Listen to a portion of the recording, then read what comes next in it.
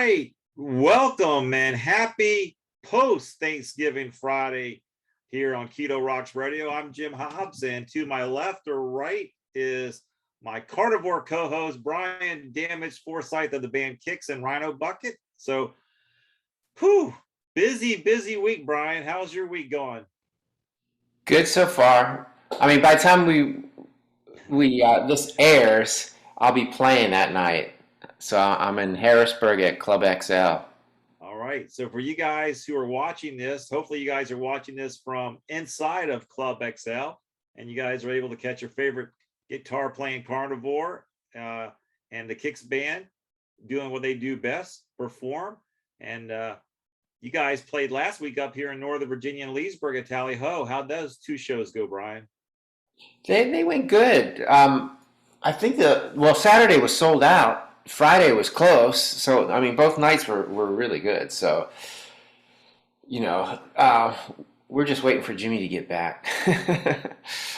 So, yep. I mean, Vince did a great job, but we'd still prefer Jimmy.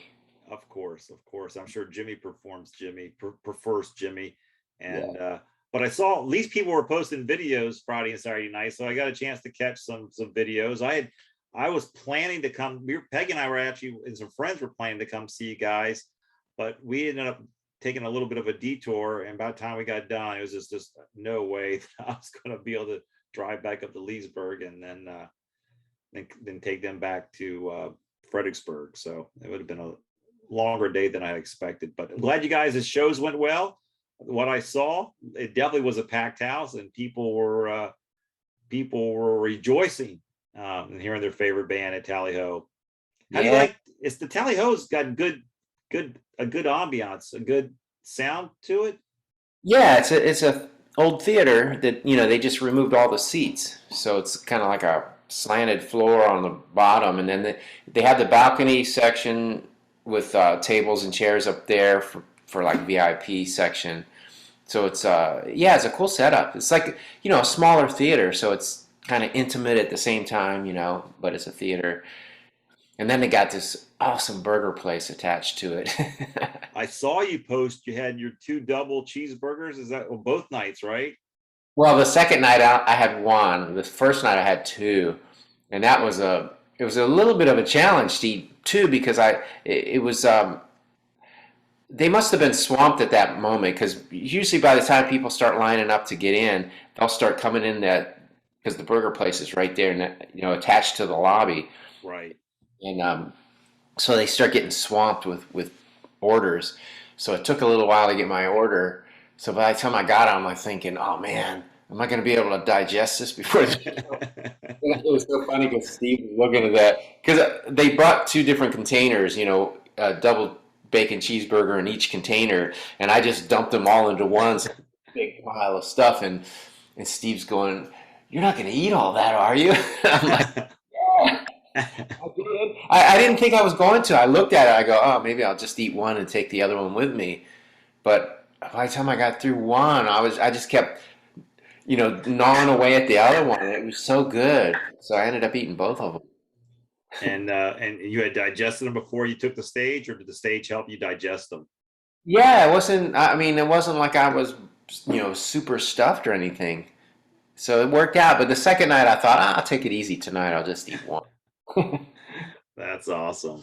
The only thing about that theater, I remember last time Peggy and I caught you guys there. We were in the upstairs balcony section, but is the green room upstairs? You guys there's side stairs. You guys walk down to go on the stage, and then there's no place for you guys to get off stage other than to walk those stairs back up to the green room.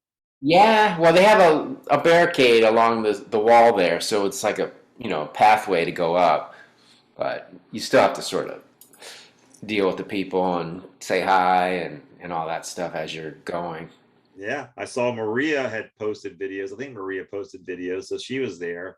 Yeah. So awesome. Yeah. And it's that nice long stairway, so you're getting off stage and you're worn out from playing. And you got to take this big long, but it's a good workout. During sound check, when I have to go up and down, I run up those steps just to get a little extra cardio in. Perfect, perfect. And so you guys are playing. So any word in regards to when Jimmy's coming back? Do you know, or is this whenever he decides to get the green light from his doctor? Yeah, it is. It's more a green light from his doctor, but he's like itching to come back. No pun intended. I was going to say that. Uh, yeah, so he was talking about doing this Harrisburg show, but we still haven't heard. It's not confirmed yet, so we're still waiting, and we have Vince like on hold just in case. Gotcha. Well, everybody, this is the Friday after Thanksgiving. It's kind of weird for us because we have to record the day before Thanksgiving. So this is going to be airing the day after Thanksgiving. But I thought it'd be kind of fun to kind of go over the top 10 turkey myths and debunk them. So, Brian, you're willing to chime in anytime. I'll say what it is, and you can tell me whether you think this is true or not true. Okay. So, number one, special amino acids in turkey meat makes people sleepy. True or false? False. You would be correct, sir. And the essential amino acid L-tryptophan is present in turkey. Yes, it's present, but the human body uses that to make serotonin and melatonin, which have a soothing effect. However, to get enough tryptophan in your system to lull you to sleep, you'd have to consume pure tryptophan at a much higher doses than you're going to find even in your biggest turkey. Hey, you know what puts you to sleep though? It says it's your body reacting to a day-long splurge of eating and drinking. And all the carbs, the potatoes and the desserts. Yeah, that's what puts you to sleep. It's that sugar. That's sure, yes. And the complex carbohydrates turning into sugar. So it's what gets you. Now here's one. You've heard this. I don't know if anybody's heard the story, but Ben Franklin's the one that pushed for the turkey to be our national symbol. True or false? You know what? I have no clue. Should I just? All right. Yes. You want to guess? You guessed right. I mean, you were right the first time. Yes. He said yes. All right. So let me just tell you what happened. So Ben Franklin had proposed the national seal involved Moses at the Red Sea, but 2 years after the approval of the now familiar seal with the bald eagle, Franklin wrote a letter to his daughter containing a passage in which he grumbles about the bald eagle being a bird of bad moral character. The bulk of the letter had to do with a military fraternity Franklin disapproved of, and in that context, Franklin supposedly championed for the turkey to become the national symbol. Wow. So you never know. So it's based on the eagle all of a sudden, which is we're all proud of, he says was a bad moral character bird. So don't know where he got that from, but that's what he wrote. I mean, animals, they're just Their all character. They are what they are. They is what they is. That's as simple as it gets. So I don't know why, but who knows why he came up with that. Now here's one that my mom would be saying, yep, that's right, if she was beside me or with me today. Number 3, the bird should always be rinsed under cold water before cooking. I would say yes. And you would be just in the company of my mom. My mom would say yes too, and that's what she'd always, did you wash that bird? Did you wash it? Well, this is what, now take this with a grain of salt, everybody. This is what the USDA says. So just take it with a grain of salt. It says, salmonella poisoning. This relentless bacteria has ruined the fun of cooking poultry. Rinsing the carcass sends those buggers down the drain, right? Nope, not really. It only spreads them all over the bird and possibly the sink and countertop too. The USDA even notes the only reason a whole turkey or any meat for that matter should be washed is if it was brined, in which case they give suggestions on how to safely do the washing. But for non-briners, your best bet is to skip the rinse and just put it to start cooking the bird. Well, see, I don't eat poultry, so I wouldn't have known. That's But right. that makes sense. I mean, but I don't know. All right. So number 4, let's see. All turkeys gobble. Wow. All turkeys? All turkeys. I'm going to say no. And you'd be correct. Actually, it's the most exclusively the males are the ones who gobble. Turkeys have a whole range of sounds. Hens make a high-pitched yelp, and strutting toms produce a non-vocal thump like a bass drum. Males and females alike sound a choppy series of honks as an alarm when they suspect predators. So, but the male turkeys are what you hear gobbling. Okay. All right. Number 5, Native Americans introduced pilgrims to Turkey at the first Thanksgiving dinner. Well, that whole Thanksgiving dinner thing was a myth. I'm going to say no, but No, you're correct. You are correct, sir.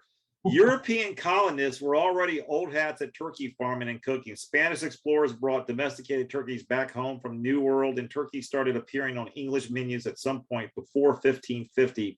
Soon there were so many different European breeds that most of today's dinner table turkeys have ancestors from the Netherlands. And in fact, food historians aren't sure there even were turkeys at the Pilgrims' first Thanksgiving, though wildfowl was definitely present. So they probably ate duck, yeah, pheasant, or quails. yeah.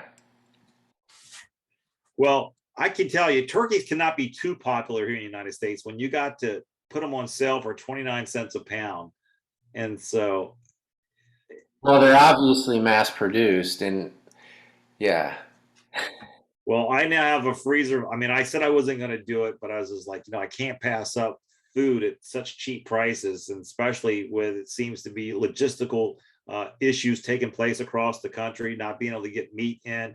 I said, well, at least I have 2 turkeys to go with the other 4 that I did cook last year. So I got 6 big old turkeys, really taking up the majority of our freezer space in the garage at this moment. Wow. You need Okay. you need to have a turkey party. I do. That's true. That's true. Maybe next year's Keto Rocks will be nothing but a turkey fest. Instead of a pig roast, you'll have a turkey roast. Turkey roast had like 6 of them on a spit turning around. All right, here's another one. Turkeys have colorful plumage. Depends. If they're wild, I wouldn't think. I mean, I don't see those wild ones in my yard. They look pretty bland. They blend in with the weeds. Yeah, most turkeys that are purchased for Thanksgiving these days are as you said, raised in the masses, and they're typically broad-breasted whites. So it's a breed developed to convert feed to flesh in the most efficient manner possible. So they're nothing more than basically GMO turkeys. Right. Another reason to not eat them. All right, and here's something that goes against Brian's philosophy. Those plastic pop-up thermometers tell you when your turkey is cooked.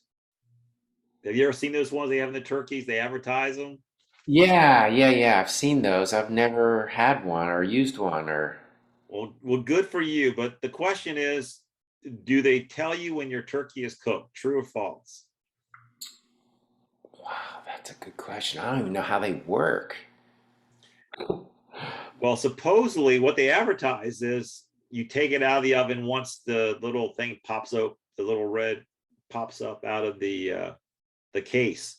Yeah. But in reality, they don't work letting you know that the turkey's cooked. What they do let you know is that your turkey is now overcooked. The USDA recommends cooking turkey to an internal temperature of 165 degrees. However, the pop-up thermometers are calibrated to pop at 180 to 185. Ooh, that's pretty high. Yeah, so you end up with a dry turkey. That's why those people who follow that little pop-up have dry turkey. Or like the Griswolds, when they're cooking, they're opening up their turkey, it just deflates when they went to go carve it. So number 8, Brian, number 8, turkeys can't fly. True or false? Definitely false. I've seen them.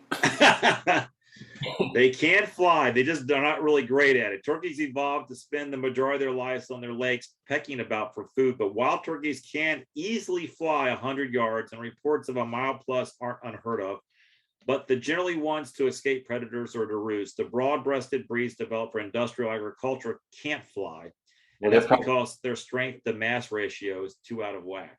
right, they're too fat. They're couch turkeys. They're couch turkeys is what they are. Yeah. All right. Number 9. Ooh, I didn't read this one, so I don't know what the answer is. White meat is better for you. No. False. Boneless, skinless white meat does contain fewer calories and fat than boneless, skinless dark meat, but the nutritional difference between the two are small. Dark meat offers a greater density of nutrients like B vitamins and iron, so don't feel guilty if you're a fan of drumsticks or thighs. Yeah. Well, they consider lean and less fat as healthy, and actually it's the other way around. Yes. Unfortunately, that's what the myth that goes around and gets perpetrated around the country is. All right, here's one I've heard, but number 10, turkeys are so stupid they drown in the rain. I've heard that one too. I'm going to say false. That can't be right. All right. While turkeys do in fact sometimes look skyward for no apparent reason, poultry scientist Tom Savage identified this condition as a genetically caused disorder. Causes of them drowning while doing so are rare. As for stupidity, turkeys can be intelligent and personable. Factory farm turkeys aren't bred for brains, though, and their ungainly, top-heavy frame doesn't help their public image much. So there you have it. Like, why would nature make an animal that would die in the rain? That doesn't make sense. There you go. Exactly. But let man alter their and mess with their genetics and create them to be so heavy they can't fly, and if man can mess it up, we will. I know. That's what we're known for. Yeah. All right. So now I'm going to change it up a little bit. Now I want you to, this is the ranking, the top 10 Thanksgiving foods. So this is not keto friendly. I guarantee there's not going to be a lot of keto friendly foods on here, but we're going to talk about what we could substitute in place of it if we could. So Okay. let's see if you can, the top 10 Thanksgiving foods. So let's just get the easy one out of the way. Turkey. All right. Let's cross that off the list. What's another one you think's a top favorite, Brian? Well, we didn't talk about a substitute for turkey. Well, actually, that we don't need a substitute for the turkey, but a good substitute for turkey is ham and prime rib. Yeah, and ribeye. Yeah, prime rib or ribeye. Yeah. And we're going to talk about prime rib before we end this segment too, because I want to give you your props and credit for your reverse sear that we'll talk about here after we get through this top 10 list. What's another America's favorite top 10 Thanksgiving Day food? Mashed potatoes and gravy. Let me see if that's on there. Yep, mashed potatoes is number 3 on the list. Ooh, what's gravy? Gravy. No, gravy's number 4. So let's talk about some substitutes for mashed potatoes. Mashed cauliflower. Yep, there's that. Gravy. I don't know. Well, you can make gravy without the flour. You can. I'm trying to think how you can do that. There's ways to do it. With I mean, I've even used pork panko as a thickener. Yeah. So you just would take the pour the grease off the turkey, throw it, and just add some thickener to it. Yeah, I'm trying to think of what have I done that with? Besides pork panko, there's other things that you can use. Oh, there's gelatin. Yes, gelatin. Yes, that would work. Yeah. All right, so we got 3 of them so far out of the top 10 list. We've got turkey, gravy, and mashed potatoes. So I forgot about the stuffing, or some people call it dressing. I call it stuffing. Stuffing is actually dressing number 1 on the list. It's America's favorite Thanksgiving Day food, dressing. Before the turkey? Yep. Turkey's number 10, believe it or not. That's why they're 29 cents a pound. Wow.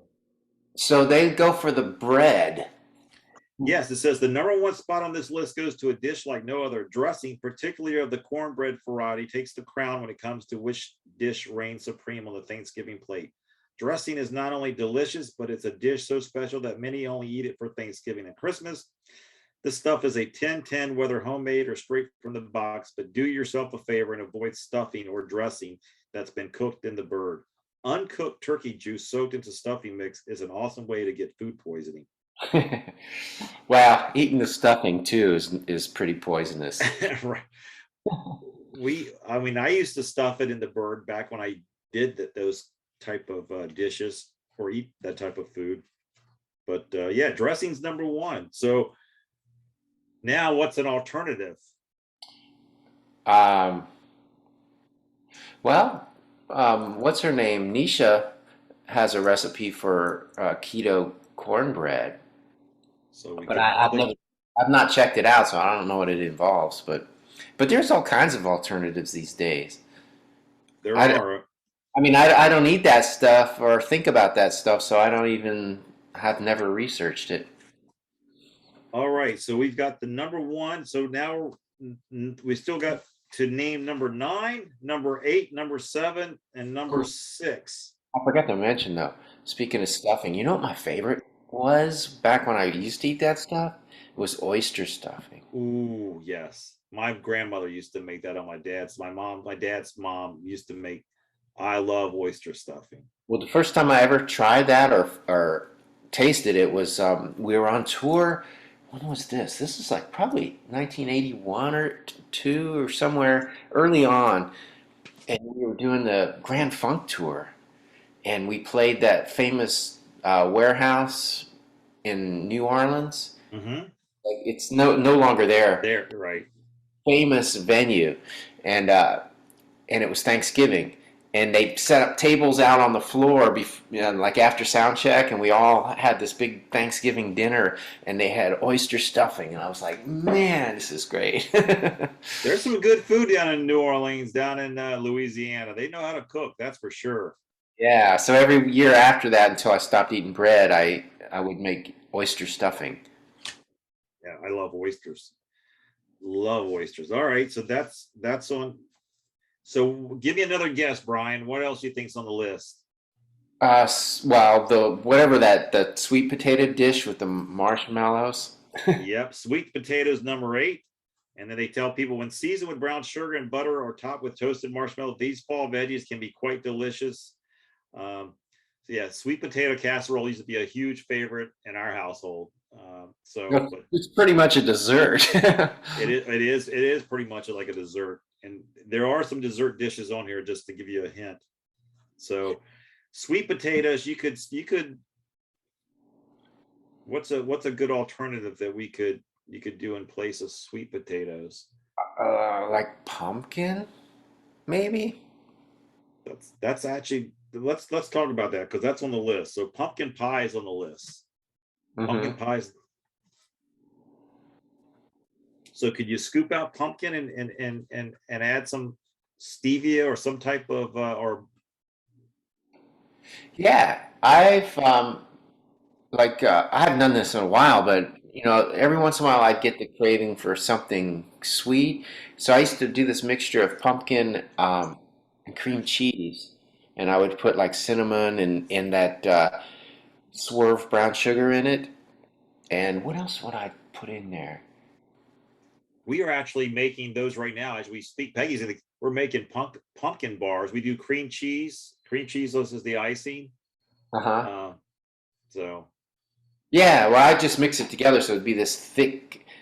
It was good. It's like almost like a pumpkin pudding.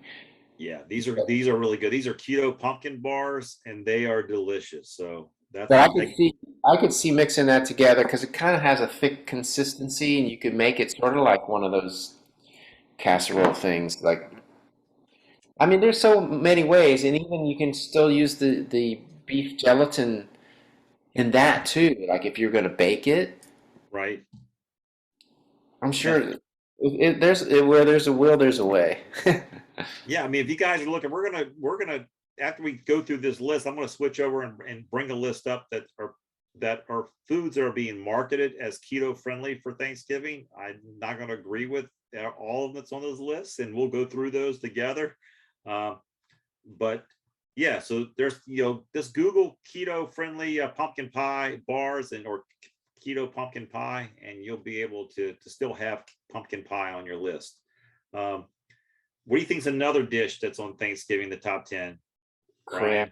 Cranberries. Yeah, if it is. That's actually right below the turkey. I think it's number 9. It's number 9. Never was a fan of cranberry. I don't think I've tasted it, but I'm not a fan of it. So, You know what? When we were kids, we'd get the one in the can. oh yeah, little rings around it. And it's so funny because my brother and I would fight over the one with the rings on it. It was like, Because from the can ring. Yeah. Did you like it? You must have liked it. If you fought over it, you must have liked it. I just never was a cranberry. But I guess with siblings, you just want it because you don't want them to have it. yeah, well, there again, that canned version, it's like dessert. I mean, everything's like sugar laden, you know? So, of course, kids, well, of course, I liked it because I was a sugar addict. Yeah, it says a lot of people would consider cranberry sauce to be the most controversial Thanksgiving side dish. In some families, this festive food, whether jellied or relished, goes untouched throughout dinner. Yep, it did in my household. For me, it's sour, it's sweet, it's just confusing enough that it scares away the unadventurous. I actually like this stuff, but it's not good enough to make it on any further on the list. So number 9 was cranberry sauce. Yeah, there was a version, like later on, my mother would try to make it, instead of using the canned stuff, which I don't even know if there's cranberries in the canned stuff, but but anyway, she would do this. I don't know if she bought it or if she made it, but anyway, it had like orange rinds in it or something, and that was like nasty. I couldn't eat that. Ooh, I've never seen that. All right, you want to guess another one? We only got a few more to go. Okay, let me think. What else do people eat at Well, I'll Thanksgiving? give you a clue. This one comes from a can too, so it's used, but it comes from a can. Actually, we only got 2 more left, Brian. Oh, we got three. We got 3. Uh, I'll give you a clue. It's got a color. A color is in it. The color green is in it.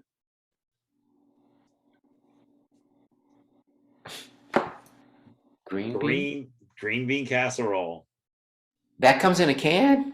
Well, green beans do. I mean, unless most people just get the green beans in cans. Now where you live in Tennessee, going out there growing your own, pulling the pods off the vines. But Yeah, like cafeterias, you get the canned green beans. it says almost every green bean casserole recipe out there calls for a very short list of ingredients: green beans, cream of mushroom soup, French fried onions, and occasionally a sprinkling of cheese. This is an award-winning combo, but is also easy to mess up. Just like McDonald's French fries, green bean casserole is pretty off-putting when reheated, and can't do in a world where leftovers are perhaps the greatest part of Thanksgiving. I actually never thought that. I love green bean casserole, and I loved it when it was cold too. So I don't agree with this writing of it. But all right, I'm just going to give this one to you because I don't consider actually a part of the meal, but it is for most people. But rolls, Oh, rolls. bread. Yeah, yeah. Having Thanksgiving dinner without bread rolls is like having a birthday party, but forgetting to invite the person whose birthday it is. You can still have fun, but sometimes feels very off. If you're smart, you'll use a roll to soak up all the gravy and other morsels left in your plate at the end of dinner. Now, I did used to do that when I was ate everything, but I don't miss the rolls. I miss Peggy's bread. Peggy's homemade bread was just out of this world amazing. And it was a great thing to be able to put good butter on, but I don't miss rolls. Yeah, I mean, I used to love that stuff, but now it's just been so long. I don't even like it doesn't even enter my mind that I would even want to add that to a meal. It's Yeah, weird. yeah, me. I'm the same way. I have no desire. Don't think about it. Don't go. Oh, we got to get rolls. Yeah. Even like you. Even we went out Saturday and we ordered we were at some place and we ordered a specialty burger. but I don't even think about the bun anymore. I just like, yeah, can I just get that? No bun. You don't want no bun? No bun. And then they say, "How about a lettuce wrap?" And it's like, no, no, No. I'll just eat it with a knife and a fork. Yeah, that's it. All right, there's one more left on our list, Brian.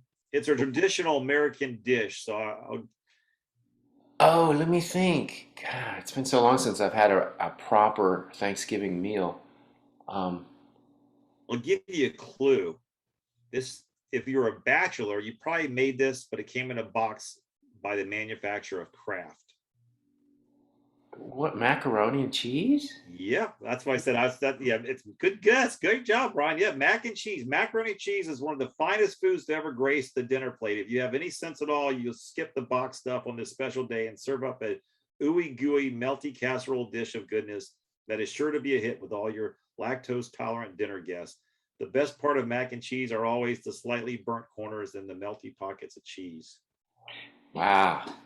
If So, mac and cheese, it says if mac and cheese is your favorite Thanksgiving food, it's probably also your favorite food in general. You don't like to branch out a lot, but who needs to when you know exactly what you like? wow, there's a lot of carbs involved in Thanksgiving, and people wonder why they're tired after they eat. I mean, I'm getting just tired just from reading this. I'm thinking the mac and cheese, and I remember go when I would try everything, I'd sample a little bit. And I go, okay, I'm just going to get a small sampling, then I'll come back and get what I really like. And I'd be stuffed after I've sampled almost a little bit of everything, like a spoonful of this, a spoonful of this. But I'm sitting there, I'm wondering why. I got a roll, I got mashed potatoes and gravy, I got mac cheese, I got dressing. I mean, it's just, I'm a mess. You're a mess after you eat that dish. Spiking your insulin. Oh, it's crazy. All right, it's that time of the evening where we get a chance to check in with Mr. Brian Schenker of the MeatTribe YouTube channel with his meat deals of the week. And so, Brian, first of all, I hope you had a great Thanksgiving, and thank you for some of those deals you passed on last week. But what do you got for us this week? Awesome. Yes. All right. I was a little concerned that there wasn't going to be many deals since it's Thanksgiving week, but we've got a few. So right now, Sam's Club has $20 off their prime rib roasts. I can't remember how much per pound those are, but they're nice sized chunks of meat there. So $20 off there. A lot of the stores, what they did was they last week, when their stuff was supposed to end, like on the 23rd or the 24th, a few of them went out and just extended it to the 25th. So some of these deals are the same as last week. Carnes, they've got some choice grade boneless whole New York strips that runs to the 29th. Food Lion, theirs runs to the 25th. They don't have any updated information yet. So they've got some choice grade bone-in T-bone steaks for $9.99. Did I say the price of the Carnes? I don't think I did. No. So the Carnes whole New York strips, those are $6.99 per pound. The Food Lion T-bones are $9.99 per pound. Aldi they did update theirs. They've got a deal running through the 30th. They've got some choice grade chuck roasts for $6.79 a pound. A little bit expensive, but I find Aldi typically is a little bit higher price than most of the other stores. And then Harris Teeter, I was so disappointed that they didn't have any of the new stuff up yet. They were one of the stores that just extended their sale a couple of more days. So through the 25th, you can go back and still buy some of those rib roasts and steak. So they still have all the same deals from last week and the week before. The rib roasts and the ribeye steaks for $7.99 per pound for rancher grade, and choice grade for $9.99 a pound. So if you got any room left in your freezer there, Jim, you can still go get some more of those. That was a killer haul that you got when you got that stuff. Yeah, sadly, I have no more room after the story, which I'll share here in a moment. Because Okay. I did what I said I wasn't going to do, but I could pass up 29 cents a pound turkey twice, so I bought two 13-pound turkeys. There were total 2 of them Total price $10.25 for both of them. Oh, nice. So, yeah. All right. Well, if anybody else wants to take advantage of that deal at Harris Teeter, you've got today and tomorrow. They've also got their New York strips for $7.99 a pound, and for the Rancher grade and the Choice grade for $9.99 a pound. And then Brian Kroger, they didn't update anything. They just extended their sale from last week. They've got the boneless Choice grade boneless half strips for $7.99 a pound, and then the Choice grade eye of round roast for $5.99 a pound. Last week they had 4 deals. This week they just have these 2 deals through the 25th. Yeah. And did you get any of those last week? No. Okay. Every time I go there, I end up with a ribeye or a tomahawk. I just can't walk by those without getting one. Yeah, I get it. And then Giant Eagle, their deal runs through December 1st. They've got some certified Angus beef Market District Petite top sirloin steaks for $8.99 a pound, and they've got the prime grade, same thing for the petite top sirloin steaks or fillets for $10.49 a pound, and some certified Angus beef boneless Market District beef stew cubes for $5.99 a pound.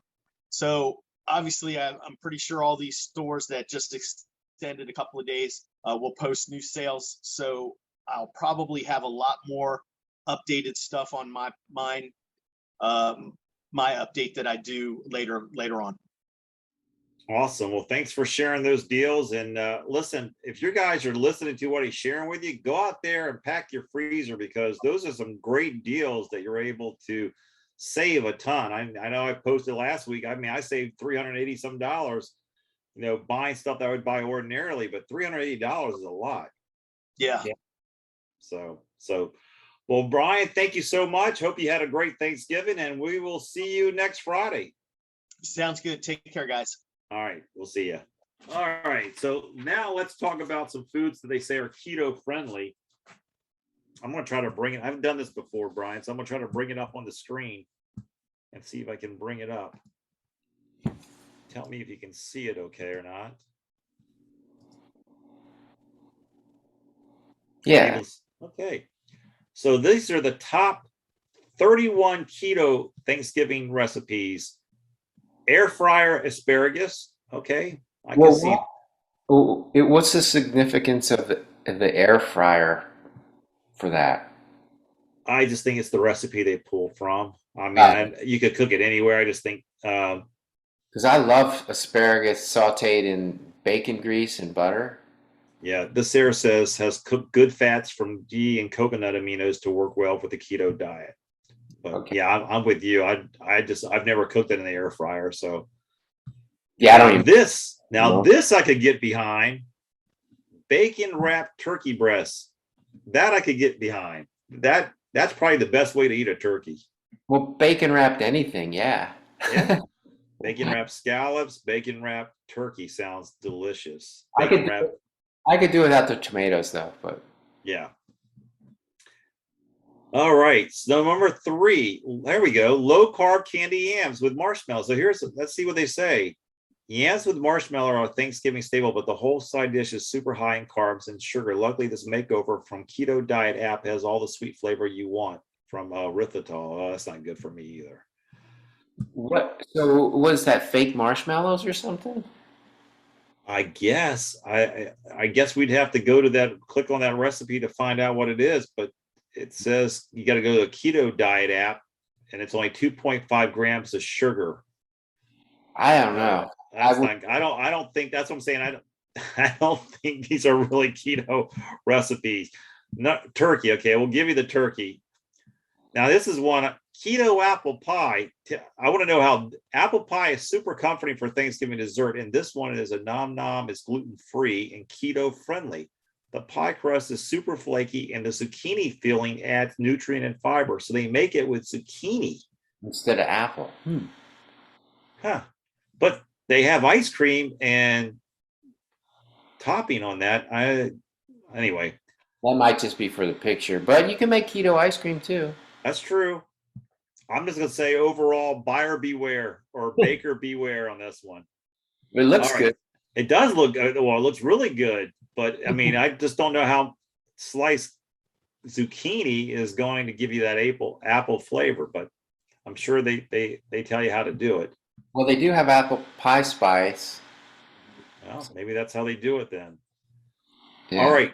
Keto mashed cauliflower. All right. That's definitely, I mean, I love this recipe. Peggy and I used to make it all the time, but I get so bloated after having it now. I just can't have mashed cauliflower anymore. Yeah, I don't think I can handle cauliflower. I can't do that or broccoli. Keto pecan pie clusters. Now, Brian, do you say pecan or pecan? Pecan. I actually say pecan, but I always have this person who I worked with who always goes, a pecan is something you keep underneath your bed in Louisiana, and when you get up in the middle of the night, that's what you use. And that's what he used to tell me. You don't say pecan, it's pecan. That's pretty funny. So bacon wrapped asparagus, that I could get behind as well. Yeah, yeah, no. Asparagus is the one vegetable that I love and that I can actually eat, and it doesn't bother me, which is cool. So yeah, bacon wrapped asparagus, that would be yummy. Have you done that before? Have you done bacon wrapped asparagus? I've not wrapped it, but I cook it with the bacon in the skillet with like, I cut up the bacon into little pieces, and then I put provolone cheese on it. That sounds good. Bacon wrapped scallops. All right, that's a winner. That is a great combo. Yeah, that one's not only keto friendly, it's carnivore friendly. Now I'm confused here. They got number 8, bacon wrapped asparagus, and then we're back down here to bacon wrapped asparagus number 11. So I don't know who made this list up, but they're double dipping or double bacon it or double asparagus it. Sugar-free pumpkin pie. Pecan pie is that amazingly chewy texture and delicious nutty flavor. The keto sugar-free pie from all day I dream about. Foods is made with a almond flour pie crust, keto-friendly sweeteners, and some vanilla or maple extract around it all. But why does it say sugar-free pumpkin pie? But I did not make this list. I'm nearly just sharing it as a way. That makes no sense, huh? There's keto cornbread, Brian. So, and keto sausage stuffing. So there's the alternative stuffing. Stuffing is a total superstar of the table. So add a kick with spicy sauce and enjoy for just 2.8 grams of net carbs a serving. Net carbs again. Yeah, I wonder what they're using. It just dawned on me. You could probably use pork rinds to make that. I tell you what, Peggy made yesterday. We're gonna have it for Thanksgiving. It's a beer cheese that you just dip your pork rinds into. It's oh my gosh, it's a great flavor. It's almost like a fondue. You just use beer to boil it and to give it the flavor. The alcohol burns off of it. But man, that cheese is like a German dish. It's really, really good. All right, keto pumpkin pie. All right, there you go. There's someone. The keto. I guess they don't give you the recipe. You'd have to click on it, huh? Yeah. But I wonder what that cornbread consists of. It doesn't let me do it. I'm trying to. It's not. You get it from Cast Iron Keto, so I guess you'd go to that site, Cast Iron Keto. Keto scallop turnips. I'm not a turnip fan, but yeah, I don't know. I've had turnip greens. Yeah. And then lemon garlic salmon. Not everyone eats meat, so turkey won't cut in for vegans. I wouldn't mind lemon garlic. I love salmon. Peggy and I had salmon the other night, so I do love salmon. I've got a freezer full of wild salmon. Yeah, it's good for you. All right, I'll do a few more of these. Mini pumpkin cheesecake tarts. Let's see what it says. They don't really tell you. See, this is where it starts getting confusing here. They don't really tell you what the low carb part of it is, or how many net carbs it has, or gross carbs. Well, you guys get the idea out there that no matter what the food that you've become accustomed to and eating to celebrate a holiday with, there's an alternative for you to make it a keto friendly dish for yourself. So let me stop sharing that and get back to the screen of us. Yeah, and And it's funny because people, I get questions here and there about like, well, how do you, you know, if you're traveling, how do you do it, and this and that, and it's like, I sort of look at it as a challenge. It's kind of fun to try to put together a meal and skip all that stuff that's bad for you. Instead of feeling like I'm missing out, it's more like, oh, how can I make this one work? It's fun for me. yeah, it's a Turkey Day treasure hunt. Yeah, just make it into a fun game. Yeah, yeah. Well, you know what's so crazy? It's amazing. We make all these keto dishes because when we're getting together with our daughter and family tomorrow, which is right next door to us. Sorry about that. And so Peggy will make desserts that we know that we can partake in and share with everybody else. It's amazing how many people love the desserts. They go, "Oh, this is great. What's that?" You know, "Oh, that's a keto pumpkin bars." And they just, wow, I didn't know. You know, I thought keto food was just really bland and it didn't taste any good. And it's amazing their opinion changes when you expose them to something that's been made specifically as a keto dish, how much they like it.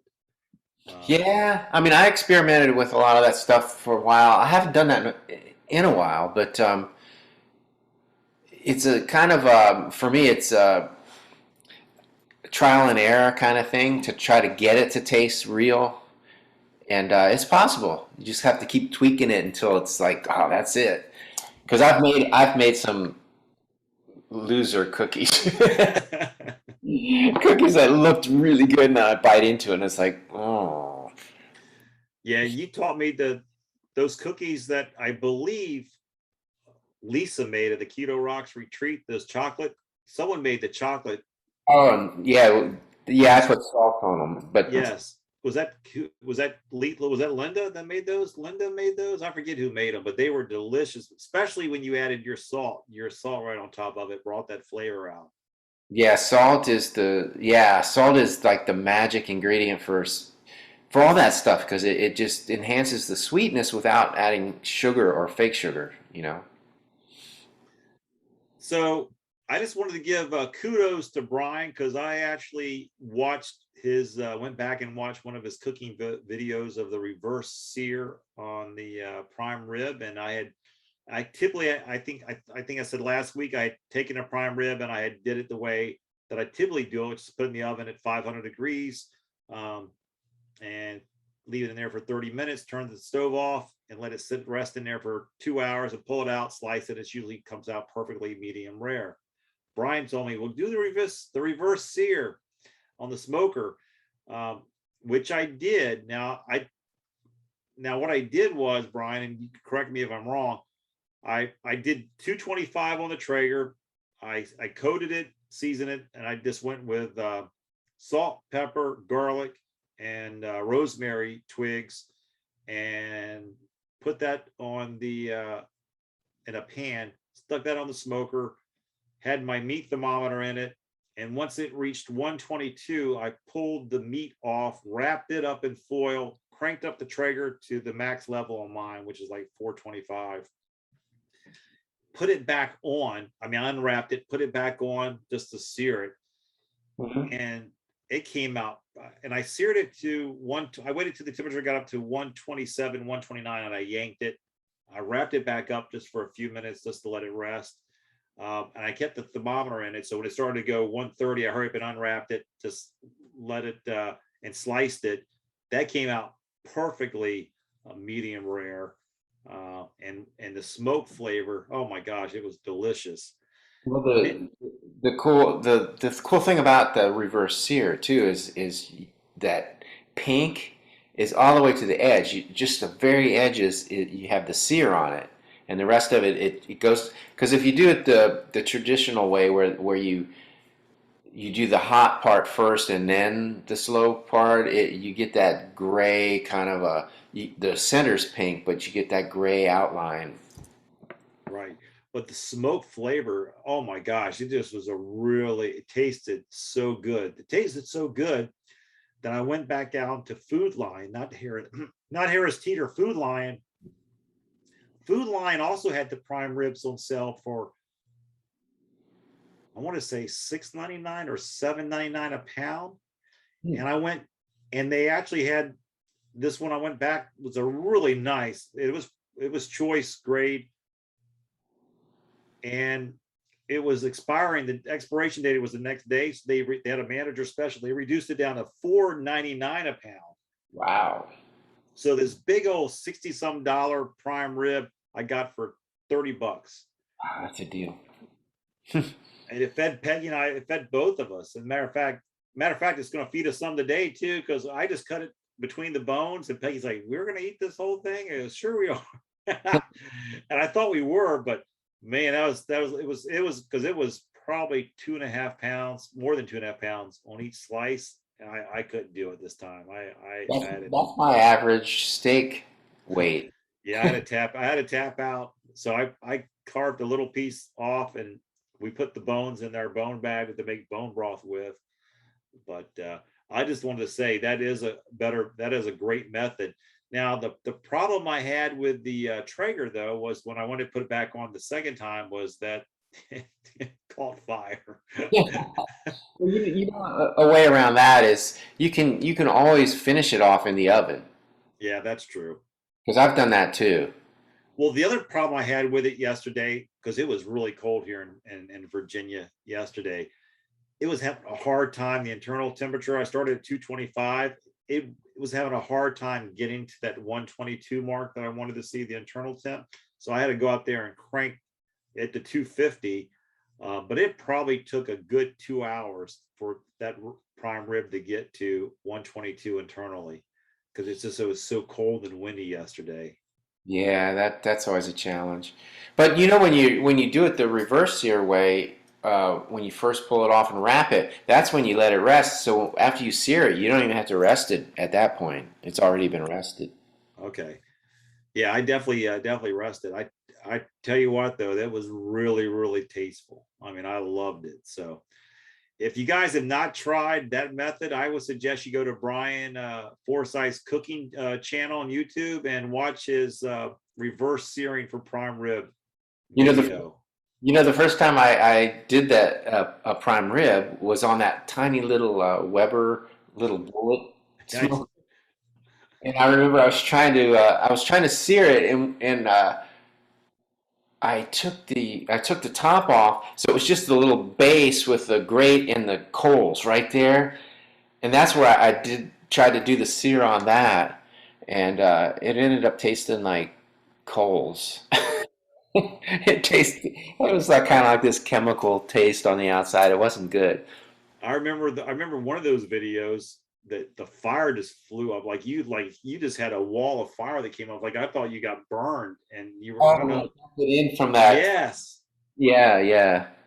Yeah, that was a scary moment caught on film. So, but anyway, well, Brian, I think it's that time of the evening where we get a chance to let you dispense the bit of advice that will help people live a better life. So what would that be?